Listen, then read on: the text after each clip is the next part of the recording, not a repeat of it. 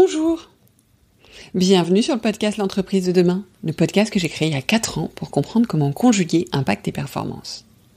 Bienvenue tout particulièrement dans le podcast Minute du lundi. C'est quelques minutes pour vous inspirer et vous mettre en action pour la semaine à venir. Alors ça y est, les 6 premiers mois de l'année sont passés. L'école est terminée, les examens aussi, les gares et les aéroports se remplissent. Le rythme effréné de juin se ralentit doucement. Et c'est une période particulière parce qu'en fait, on attaque à la fois la deuxième moitié de l'année et en même temps la descente vers l'été vers un rythme différent. Et on est en fait dans une période qui nous invite à se recentrer. Et du coup, je voulais vous partager quelques clés sur ce sujet. Alors, dans cette période, on peut avoir 2 postures. La première, j'oublie tout et on verra après. Alors ça, c'est une posture que saturé, épuisé, il m'est souvent arrivé de prendre. Et puis une deuxième posture que j'ai appris à prendre avec le temps, qui est « je prépare demain », avant de tout lâcher. Parce qu'après des rentrées trop difficiles qui me donnaient le sentiment d'avoir perdu tout le bénéfice de mes congés au bout de quelques jours, après aussi des retours de longs week-ends, parce que ça fait le même effet quand on a vraiment énormément décroché, difficile, et des retours en fait un peu à errer, je me suis dit, il va falloir changer. Mais parce qu'en plus, quand on reprend, il nous faut de l'envie pour nous, de l'énergie pour nous, mais aussi pour nos équipes. Et du coup, la posture « je prépare demain », elle m'a permis de passer des meilleurs étés, des meilleures rentrées et des meilleurs lundis. Alors, comment est-ce que... Voilà, c'est quoi cette posture ? Alors, je vous en parle ici, et ça fait partie des pratiques que je développe dans le programme L'entreprise de demain, dont d'ailleurs, je lance actuellement la prochaine promotion. Si vous avez envie de la rejoindre, vous trouverez tout dans les notes de l'épisode, toutes les infos. Alors, le scoop, c'est pas un scoop, c'est que cette posture, sa clé, c'est de prendre le temps, avant de partir en congé, de faire plusieurs choses essentielles. Bon, je vous entends me dire, d'abord je suis épuisée, ensuite, les derniers jours, c'est toujours la course. Et du coup, face à ça, mon premier conseil, c'est de dire, non, alors, on va essayer de faire les choses différemment. Bloquez-vous 2 heures, 3 heures, une après-midi, une matinée, avant de partir. Annulez ce qui est prévu. Ce qui vous paraît urgent n'est pas tant que ça, on le sait ça. Vous avez envie de vous débarrasser du reste à faire, mais le résultat, c'est que vous risquez de partir en ayant le sentiment d'avoir allégé votre charge mentale, vider la boîte mail, ranger les dossiers à court terme, sauf qu'au retour, ça sera plus compliqué car tout se sera de nouveau accumulé pendant votre absence, les emails, les dossiers, tout ça c'est inévitable parce que l'entreprise ne s'arrête pas, sauf si vraiment elle ferme pile pendant que vous partez, mais sinon de toute façon vous avez des partenaires extérieurs, des gens qui vont vous solliciter, et comme vous n'avez pas pris le temps de notifier vos avancées, de les célébrer, de clarifier vos envies, vos objectifs, vos points d'appui, vous allez repartir direct dans la lessiveuse, ou dans la rue, ou dans la roue. C'est vous qui voyez. Donc, moi, ce que je vous conseille, c'est de prendre 2-3 heures, une demi-journée pour faire le point. Vous aurez peut-être reporté quelques micro-sujets à la rentrée, mais vous allez gagner un temps, une énergie et une charge mentale très précieuses, au départ et au retour.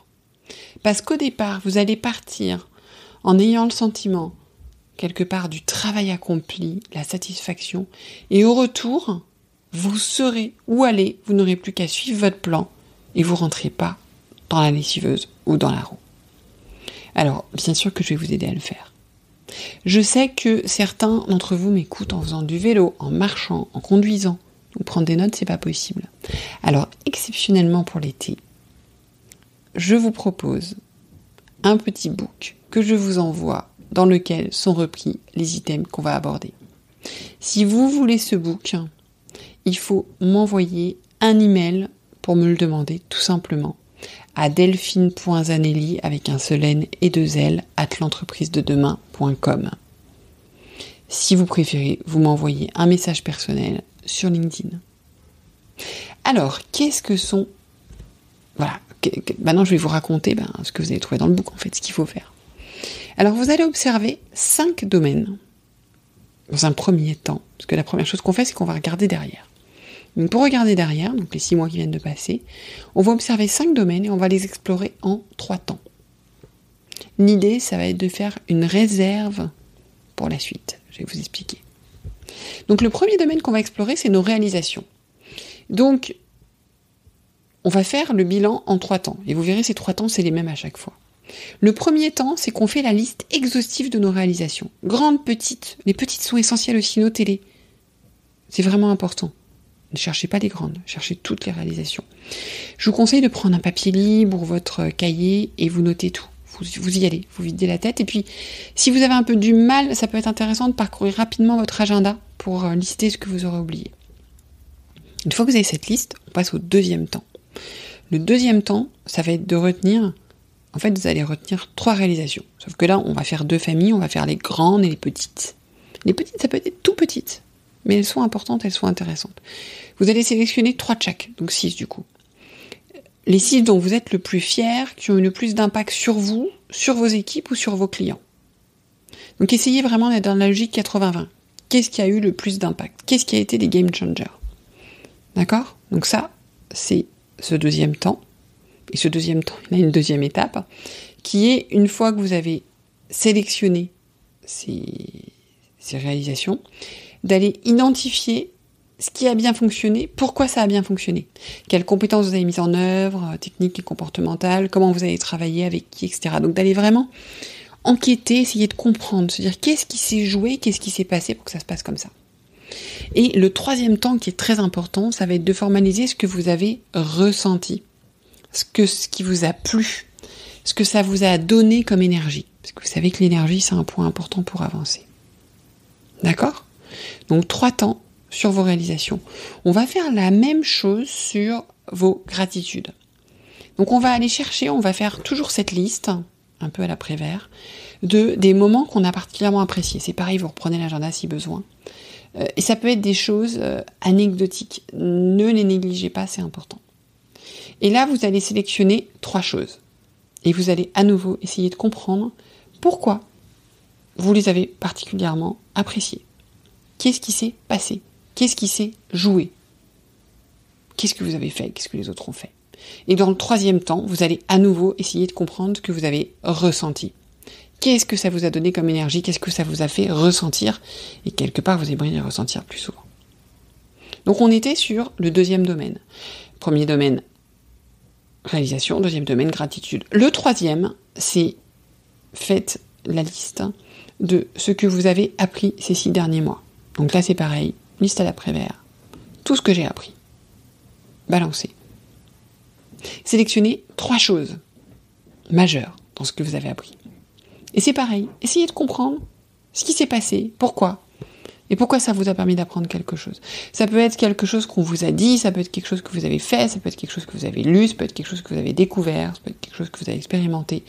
Ça peut être un échec, ça peut être une réussite, peu importe. Qu'est-ce que vous avez appris d'important ces 6 derniers mois ? Donc vous balancez tout et après vous allez chercher les 3 choses les plus importantes. Et c'est pareil, qu'est-ce que ça vous fait ressentir ? Comment ça vous fait ressentir ? Qu'est-ce que ça vous apporte ? Donc là, c'est le troisième domaine. Le quatrième, ça va être de faire la même chose, lister les personnes avec lesquelles vous avez eu le sentiment de à la fois bien travailler, prendre du plaisir à travailler. Donc là, encore une fois, une liste, allez-y, balancez tout.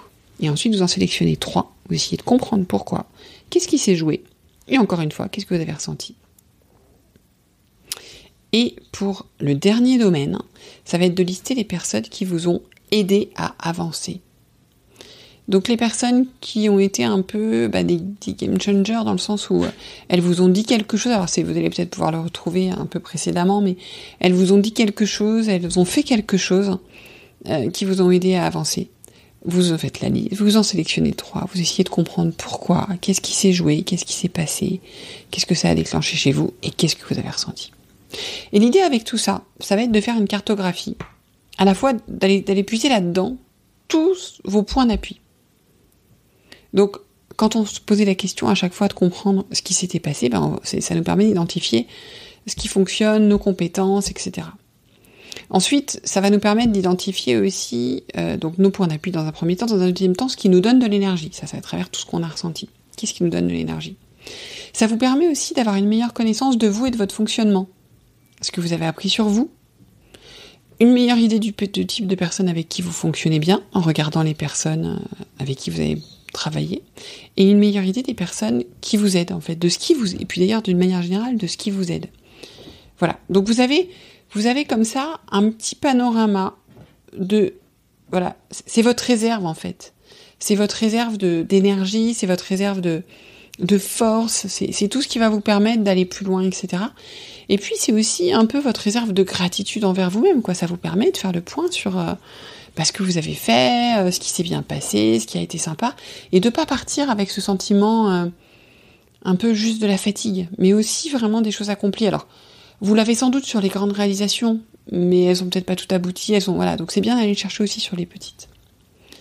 Et puis maintenant, on va regarder le futur. Et le futur, cette fois, on va le regarder en 3 temps. La première chose, ça va être de se fixer des objectifs pour la deuxième partie de l'année. Alors, pas ceux de votre évaluation annuelle, ceux qui résonnent avec vous, avec le leader que vous avez envie d'être. Ce qui est essentiel pour vous de réaliser.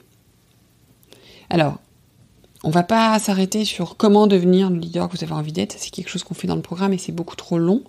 Mais voilà, essayez d'imaginer, de vous projeter et de vous dire à partir de là, ce serait quoi mes 3 objectifs. Pour chacun de ces objectifs, vous allez fixer 3 niveaux d'atteinte, le minimum, le bien en fait, et puis le top en fait, le top. Alors par contre, c'est important que vous mettiez des indicateurs de mesure très concrets, pour que vous puissiez vraiment mesurer, parce que ça sera important aussi pour votre prochain bilan en fin d'année, de vous dire où est-ce que vous en êtes par rapport à ça. Donc ça, c'était le premier temps. Le deuxième temps, c'est qu'une fois que vous avez fixé ces objectifs, je vous propose de vous fixer 3 actions qui vont permettre d'atteindre ces 3 objectifs, donc 9 actions en tout. Et là, l'idée, ça va être d'aller chercher dans vos points d'appui, dans vos forces, et de faire le choix d'actions qui ont une chance de se réaliser. De faire le choix aussi d'actions qui vous donnent de l'énergie. C'est important. Parce qu'en fait, le plus dur, comme on le sait toujours, c'est de passer à l'action. Donc si vous commencez à passer à l'action avec des actions qui vous donnent de l'énergie, sur lesquelles vous êtes plutôt en terrain de force, il y a des chances que vous continuiez. Donc ça, c'est important. Donc que ces 3 fois 3 actions, que ces 9 actions, et ces actions qui se concentrent sur des choses que vous avez des chances de réaliser. Comme ça, vous irez plus loin. Vous aurez toujours le loisir d'en fixer d'autres après. Et ensuite, la dernière étape, et oui, bien sûr, attendez, par rapport à ces actions, ce qui est très important, c'est d'aller identifier avec qui vous allez les mener, en fonction de ce que vous avez compris de votre mode de fonctionnement, à qui vous allez demander de l'aide, de quelle aide vous auriez besoin et comment vous allez vous y prendre. Donc voilà, donc maintenant vous savez ce qui fonctionne, ce qui vous fait avancer, et ça vous permet d'y aller. Une fois que vous avez fait ça, vous allez me dire, j'ai pas le temps, justement, 3e étape, 3e temps, c'est de se bloquer une plage dans votre agenda, une plage hebdomadaire pour la mise en œuvre de ces actions. Et soyez inflexible. Pourquoi ? Parce que ce sera votre carburant, votre confiance, votre façon de prendre le dessus sur le fil des événements qui va indéniablement reprendre son cours. Et aussi sur tous les changements et les incertitudes. Vous êtes nombreux à me dire, mais on est tellement en incertitude. Justement, c'est important en incertitude pour ne pas perdre pied d'avoir des endroits sur lesquels on est ancré. Ça permet d'augmenter sa résilience. D'accord ? Donc bloquez cette plage pour réaliser ces actions. Et dernier type, un bonus, bloquez votre agenda en fin de semaine ou en fin de mois pour faire un bilan régulier. Je vous en parle dans un épisode précédent des podcasts Minutes du lundi, dont je vous mets les liens dans les notes aussi. Vous avez beaucoup de choses dans les notes en lien. Voilà. Et du coup, quand vous aurez fait tout ça, quand vous rentrez de vos congés, vous aurez juste à vous replonger sur ce plan d'action, à le suivre. 0 question à se poser, 0 charge mentale. Vous gardez une main pour bâtir le futur, sans le perdre de vue. Parce que vous vous tenez à vos plages bloquées jusqu'à la fin de l'année. Et à la fin de l'année, vous aurez eu le sentiment de prendre le dessus sur votre agenda et d'avoir avancé. À bientôt!